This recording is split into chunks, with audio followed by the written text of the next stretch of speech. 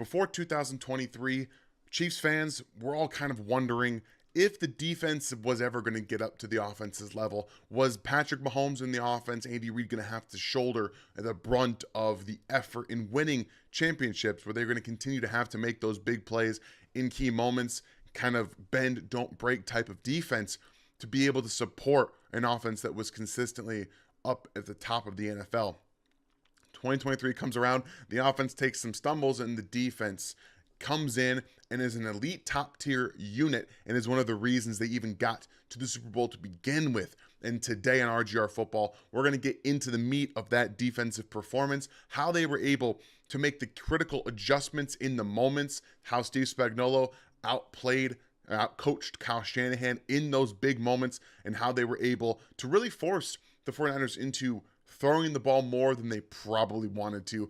This is RGR. My name is Daniel Harms, senior film analyst, and like I said, we're getting into the defensive film today. If you guys are new to the channel, hit that sub button. We'll get into it, and hopefully I can earn a like from you guys today. I'm working on some new technology as well. I bought a Microsoft Surface Pro. We're going to try to do a little bit of telestration with some pen on here. We're going to test it out and see how it works. So let's go ahead and jump into it and earn some likes from you guys today as we continue to bring fantastic content, learning more as we possibly can, and looking at how the Chiefs got after it against these San Francisco 49ers. We knew that Deebo Samuel was going to be part of a focal point early on. He was in their first matchup, and here they're just running a little bit of, their jet sweep motion to Deebo Samuel, which they always like to do. But one thing that I'm a big fan of watching is you've got Nick Bolton, L'Jarius Sneed, and Leo Chenal down here that are going to be the main focal point of this defensive stop. They obviously want to get Deebo Samuel to the edge, but watch how Leo Chenal is going to force him back to the inside, where you have Nick Bolton down here doing a really nice job, of kind of forcing everything back to that way, and how Nick Bolton's able to stay on the inside, not get too overzealous. He does want to get down quickly, but he understands now that I have a defensive help to the outside with Leo Chenal, L'Jarius Sneed trying to get out there too to set the edge, come down from Mike Edwards, Justin Reed, and then Nick Bolton does a really nice job there of just staying with the flow of the offense, knowing he can't, Deebo Samuel can't get to the outside there. So really nice job again of understanding that and just staying flat. You don't need to get upfield too far. You don't need to do anything crazy. Allow your teammates to do the work for you. And that's what he did a really nice job of, letting that play come to him. And then we get a little bit creative here with technically, quote unquote, three running backs on the field with Kyle Juszczyk, Deebo Samuel in the backfield, and Christian McCaffrey down to the bottom of your screen. They're going to run a little bit of wind back with Christian McCaffrey in motion from left to right, try to get Deebo Samuel in space. As you can see, they did a nice job of creating that second level movement. But what they didn't account for was the interior of the Chiefs defensive line having a fantastic day. Also, watch FAU right here, who's going to end up taking on a block from Kyle Juszczyk initially down at the lower parts of his body there. You're going to see him do a nice job of kind of taking that block on and then coming off of it when he gets the opportunity. But this just all comes down to really two players in Mike Pennel, who had a fantastic football game, and Chris Jones. So what we're looking at here is, again, you're going to see power from Mike Pennel against this guard right here. He's going to kind of throw him off. Chris Jones is going to do the same thing and just attack downhill here. The rest of the play really does work out for the 49ers, as they're going to, again, motion Kyle Juszczyk out here. You're going to get that crossover from Christian McCaffrey. And then, again, you're moving the defense from left or down to the right, and then they're going to try to wind back. So you have this zone look where everyone's going to step to their left, including the fullback. But what he's actually going to do is take a few steps to the left and then wind back here. And the same is going to happen with Deebo. He's going to come down under the middle here, try to get towards the middle from kind of creating an early cutback lane for the 49ers offense to get a big play here. So you get that wind back motion look here. There's the play. Everyone goes to the left first, and then they wind back, and they just try to pitch it to Deebo Samuel for a big play. But they didn't account for Mike Pennell getting off of his block. Man, was huge in this football game. Chris Jones taking that left guard into the backfield, and both of them collide for a really nice negative play there. And then again, consistently with the run game, we knew that getting eyes on the 49ers run game early was going to be huge. It was going to be important. It was going to be not just important, but a pivotal point for them to get into there. And right now they're running a little bit of outside zone. They're going to have L'Jarius Sneed, the Chiefs are going to force this play back to the inside because he's going to come downhill and he's going to push Trent Williams into the backfield and make Christian McCaffrey have to reroute, because obviously they want to get to the edge here and they want to force cornerbacks to have to tackle. That's one situation you're not in the best form of for the Chiefs, because their DBs, their cornerbacks all are very willing to tackle. So this play ends up coming out as a negative for them because L'Jarius Sneed's taken Trent Williams into the backfield. He did not expect that to happen. And then McCaffrey has to come back and rotate this from left to right into the middle of the defense where Mike Pennell and Chris Jones are sitting there waiting. Chris Jones is like, yeah, I'll take that. Thank you very much. And then you have all that power coming through as well. So again, what the idea is here for the 49ers is that they want to run this outside zone. So again, we're seeing everyone step down, and then it's outside zone because the back's intention eyes are looking towards the outside of that tackle or to the inside hip, depending on how far they are, if they're inside in shotgun or not. But they really want Christian McCaffrey to hit that to the outside. But again, you're going to see L'Jarius Sneed coming off the edge here, just into Trent Williams and pushing him all the way into the backfield, which is going to reroute Christian McCaffrey quickly because he doesn't want to have to take this outside, bounce it around Trent Williams and lose possible yards there with the flow of traffic. And Chris Jones beats his man out on the outside swim real quick, and it's just a negative play right off the bat. And then this is one of those, you have to have someone make a play, right? Someone that isn't Chris Jones, that isn't Mike Pennell, or isn't the big guys that were doing it, make a play. FAU does a really good job here of knifing inside on this inside zone. They're going to move it inside a little bit there, and that's where you see FAU come up big, as he's going to knife inside between, I believe it's the guard and the tackle right here. And just, they're trying to make a play. And because of the way that the Chiefs are lined up, it does force a double team early on, which creates that space. So what I'm talking about right here is the Chiefs are in 4 down line, but they're condensed. They're also going to bring Willie Gay down here. So the way this lines up, you're going to see Wharton come down here a little bit. You also have Neil Farrell right here on the inside in this A gap right here. So you're going to force the 49ers who want to get to the inside here, who want to get to the second level right here. They're going to force a double team. So everyone steps with the intention to their right. And because everyone's stepping to their right, you have this double team that forms right here. Like I'm just talking about, you have this double team that forms right here on Tershawn Wharton. It creates a huge gap right here when they're moving and you take a step back the other direction. So really nice job from FAU to recognize that, to get inside quickly and not go against the flow of traffic.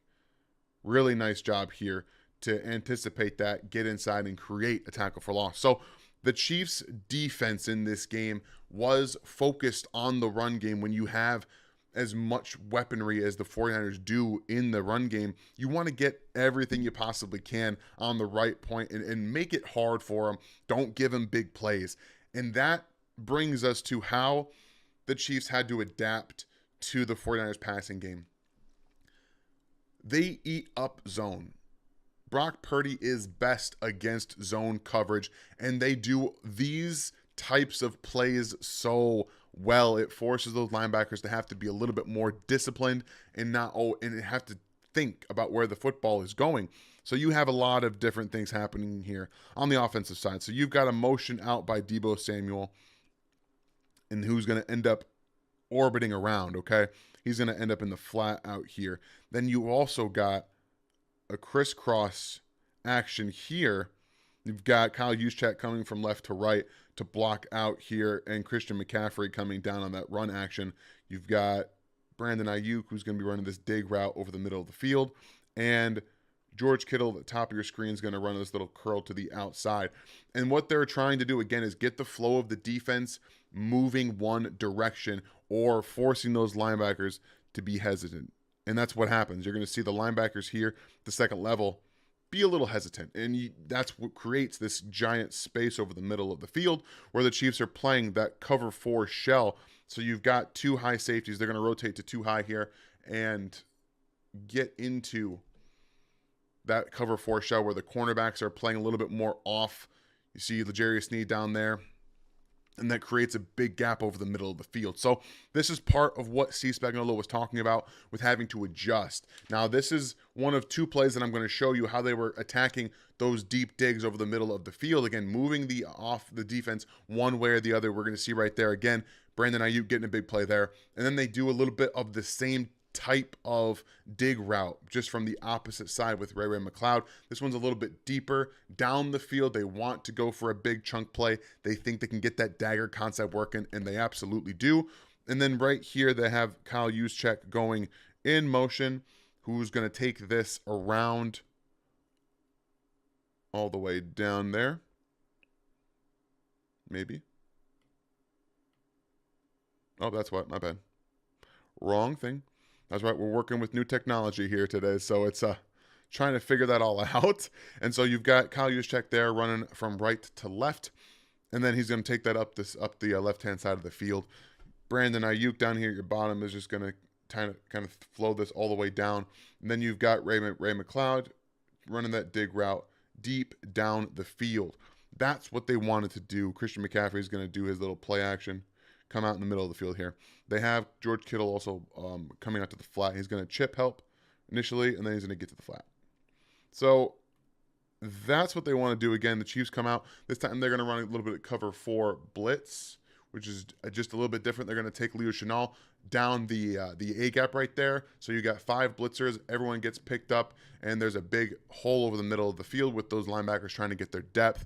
And the safety's taking a little bit long to come downhill on that play just a tad. And also L'Jarius Sneed coming off just a tad too late to get that. So they did a fantastic job of forcing the Chiefs' hand. And Steve Spagnoulo talked about, in an interview with Brian Baldinger, it was really interesting to listen to him talk because he has praise for Brock Purdy, which again, those timing routes, those zone coverage that the Chiefs had to play and where a lot of teams do play, it forced them to go to a 57% man coverage defense. And obviously when you have Trent McDuffie and L'Jarius Sneed, you can do a lot of that and create some really big plays. So right here, the Chiefs are going to play man coverage, and they're going to play 2 high man. So they're going to rotate this defense. They're going to end up rotating out, I believe, this way and this way. So you got 2 high. And then they play just man coverage across the board. Trent McDuffie's man-to-man here. L'Jarius Sneed's man-to-man there. Man here, man there. So, and I believe that Willie Gay comes down and instead of blitzing, he is going to be covering CMC out of the backfield. So we saw the play gets broken up here. But what they're trying to do is get Deebo Samuel lined up here to run this little post over the middle of the field. But he's going to outside release. They're all going to outside release and come back to the inside. That's what they want to do. They want to force those DBs to think that they're coming outside and do a little switch release here. And he's going to also break to the middle of the field. They love those in breakers. They love things to the middle of the field. And they do a nice job here, again, of getting what they want. But the problem is Trent McDuffie has 0 worries about what's going to happen here. So watch Mike Edwards coming down to the top of your screen here at the top right-hand side. He understands that with that receiver releasing to the outside, he has safety help over top, so he can stay in that hip pocket. He can drive to the inside of that receiver in Deebo Samuel, who is not the best and cleanest route runner. He stays in there and nearly gets an interception, staying in that hip pocket, understanding where he is, and doing a fantastic job of playing. Trent McDuffie was a huge reason the Chiefs won this football game. Make no mistake about that. And there's another play for Trent McDuffie. The Chiefs are going to rotate to a cover one under, and that's a really cool aspect of what we get to see with Nick Bolton, who's not, not the best in coverage, especially in man coverage. So they took his strengths and his honestly his smart play. They make him this underneath zone player, and they're gonna have Mike Edwards rotate to that single high. And then they're gonna play man coverage underneath. And what they want, these are, sorry, my apologies. I've been doing this. Let's go man coverage. Should be man here, man of the back. Then you've got that zone, this zone here, man coverage, and man coverage. So this is how it looks. It's how the Chiefs want to get it done. They play that cover one under with Nick Bolton as that underneath defender, keeping eyes on the quarterback. And the 49ers are drawing up this play to get Deebo Samuel on a short crosser right over the middle of the field. And they're just going to kind of clear out here. And this is a little weird because this spacing is not ideal. It makes the defense kind of understand that it's not going to them. They're too close together. And Brandon Ayuk's going to release to the outside and get to the middle of the field as well. So what they want to do is, again, clear out the left-hand side to get Deebo on a crosser. If you guys remember, the Eagles tried to do the same thing against the Chiefs last year, and Trent McDuffie blew it up twice, only it was with a running back, Kenny Gainwell. And this time, Trent McDuffie is in man coverage and not in zone coverage on the opposite side of the field like he was last year. So instead, we're going to see Trent McDuffie play around a little bit like he might be blitzing, and then he stays in that hip pocket. Bad football. He tries to get another interception right there. He's like, why aren't you throwing a little bit higher so I can get that football? Trent McDuffie everywhere in this football game. Coverage aspect, just insane intelligence. The way that they understand this defense is so much fun to watch. And again, they didn't even have to get a ton of pressure on this play. It's not a blitz. It's just them trying to make Brock move a little bit, play that really, really sound man coverage concept. Like I said, they went to 57% man after that first quarter-ish, about around the 51-second mark left in the first quarter. I say that they started playing a little bit more man, and then Spags has said the second half adjustments were really about playing more man coverage and getting what they wanted that way. So, and then one more Trent McDuffie appreciation post here. This is a fantastic blitz from Steve Spagnoulo, and they're going to get Trent McDuffie one-on-one with George Kittle, funny enough. So he ends up going on him right away, but he's going to get sucked up by the play action fake a little bit as well. And what they're doing is just cover zero blitz. So they have 6 guys rushing the quarterback, and then everybody else is in man coverage. And I believe here and here, once the play goes through, I'll see if I'm right. But what I liked about this play is that we get Nick Bolton doing what he does well, which is get downhill quickly, all right? He gets downhill quickly. He sees that hole opening up. And this is, again, a calculated blitz to get after what the 49ers are doing. They come out in that under center with 2 linebackers this time, and they blitz both of them. And watch Trent McDuffie, who gets sucked up by the play action fake, and then he has to go out to the flat, and he just eats up George Kittle. There's nothing left after that. It was a fantastic recovery and play from Trent McDuffie. So from one of the huge players in this game on the coverage side, we go a little bit to some foreshadowing from Chris Jones here. I'm going to talk about this play in depth because this is the one play that I think gets lost in the Chris Jones saving touchdown stuff. This was a big play they were trying to get to George Kittle down the field or some of the other players. But I also think that there is a built-in touchdown play here from the back. So they're going to run a play action here. He's going to come out, and then he's going to leak out to the left-hand side, okay? He's going to kind of sit there. They're also going to bring Kyle Juszczyk across the formation where he can almost be like this lead blocker. That, he also runs a route, so he's looking for space when the play breaks down a little bit. And then you've got George Kittle down here, who's just going to release to the inside and then run to the out here into this intermediate flat area. But the big portion here, oh, my bad, wrong one. looking at the wrong play. George Kittle's taking this upfield. That's what I thought. It looked a little differently on my eyes. I'm like, he's going to take this upfield, and they want to get him down here with a little bit of a top of the route movement, and then into the open space is what they're hoping for. They're also going to take Jauan Jennings down here, and he's going to block. So he's coming on a jet sweep motion from left to right to block out here, and then he'll eventually release to the flat. But watch out here on this side of the defense where there isn't anybody. This is what I'm talking about right here. This area can end up being a big play for the 49ers. It just doesn't ever come to fruition because of what the Chiefs were able to do here. Get after him with Chris Jones making that play there. If he throws that football right now to Christian McCaffrey, there was one player out there that might be able to make a play. Maybe. So he saves a touchdown here. We heard a lot about the one in overtime and the one to Deebo Samuel that he overthrew because of it. This is a completely different one where Christian McCaffrey leaks out like he did on the fake play that they had to Jauan Jennings originally, and then throw back to Christian McCaffrey. So Chris Jones just instinctually finding those spaces. Again, you're going to go that way. I'm going to go towards where I see the ball going. He is so instinctual, and this forces a negative play.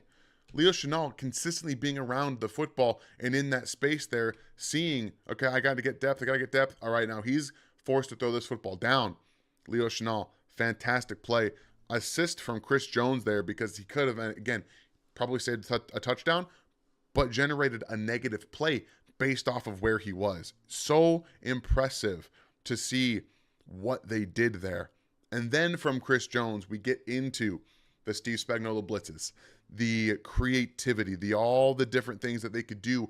Instead of blitzing with zone coverage behind it, they blitzed with man coverage behind it, which is a little bit of a change up. The Chiefs love to play that press man coverage, but a lot of times you see teams blitz and have zone coverage behind it. They did not do that on this play. So they're going to bring Justin Reed down here. Justin Reed's going to end up playing a little bit of robber underneath, and they're going to rotate Mike Edwards. Oh, wrong one. My apologies. Rotate Mike Edwards back out here, and they're going to play a blitz in front of it. So you've got 3 down linemen. 1, 2, 3. And they're also going to take Willie Gay down here, who is right here, and he's going to come out here and then eventually take the running back. And Nick Bolton's going to blitz. So you technically have 2 players playing like quote-unquote blitzing, but Willie Gay is going to be taking off the running back. So we get to see that this ball ends up going down the field, right, to kind of like a fade route. You have George Kittle kind of releasing to the outside here and then getting downfield. Brandon Ayuk is going to release to the inside and get up to the middle. On the opposite side, you've got Deebo Samuel and Jauan Jennings kind of release routing, and you're going to see one go up to the flat intermediate area, and then Deebo Samuel run more of a corner on the backside of the play.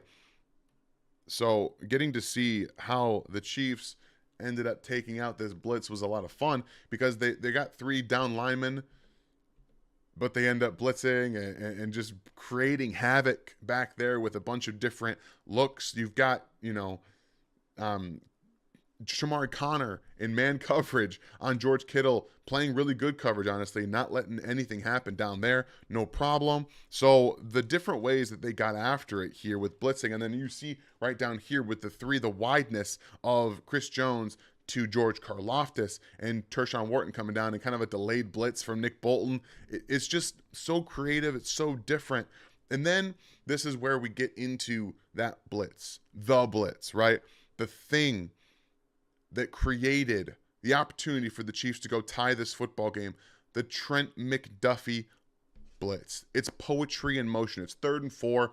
If they get this first down, there is no telling what could happen, but we know that this guy right here is one of the best corners in football. First team All-Pro slot corner, can play on the outside, can play on the inside. I just want you to watch how they create this. So again, you're going to see Nick Bolton mug up on the line, take George Karlaftis. He's going to go around And then the way that Trent McDuffie kind of comes out here, kind of plays a little bit back, like he's going to blitz, like he's not going to blitz, like all the different things that he did right here. Watch him. I'm blitzing. All right, no, I'm not. I'm backing up. Okay, I'm going to blitz and create this big play.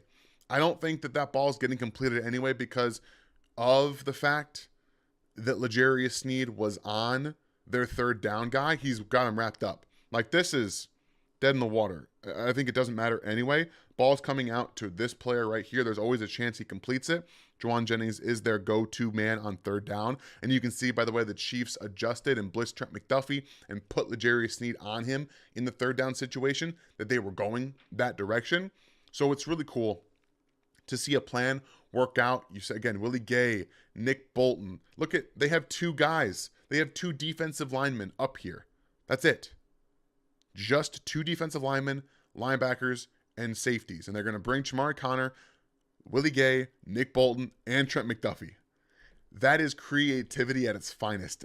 And Steve Spagnoulo also said in that interview with Brian Baldinger that there were so many calls, play calls, that they couldn't even get to because of how the game went. And this is one of those really, really fun things that I love seeing, all the different ways that the Chiefs were able to get after it. And in these clutch moments, this is the two-play sequence that secured the field goal for the Chiefs and allowed the offense to get the ball back.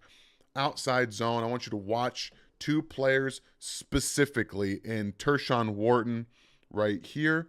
And again, Mike Pennell, who I'm going to tell you had one of his maybe all-time greatest football games.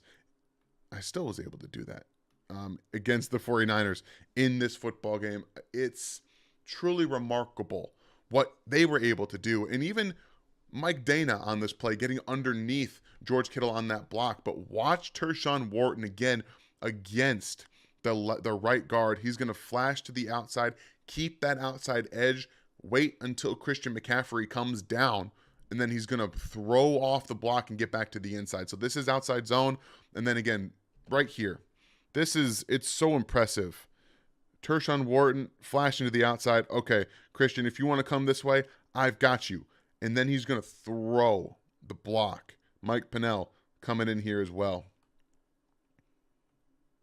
The strength that Tershawn Wharton showed in this football game was really impressive. Look at this. That's fun.